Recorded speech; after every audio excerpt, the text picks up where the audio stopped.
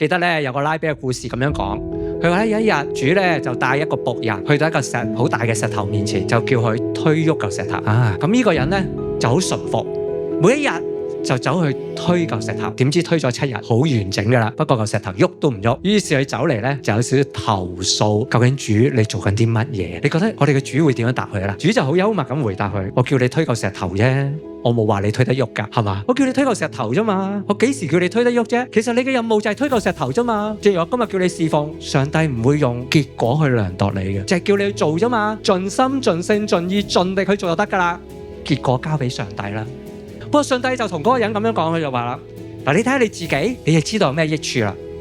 去睇翻下自己，佢嘅手臂強壯咗，佢嘅腰骨挺直咗，佢隻手大力咗，佢嘅腳粗壯咗。嗰個人去推石頭，佢自己都得嘢。今日你侍奉上帝嘅時候，結果交喺上帝手，但係其實你都會成長咗。的而且確，上帝係唔需要你做㗎，上帝用我哋係俾機會我哋。弟兄姊妹，你願唔願意被上帝使用呢？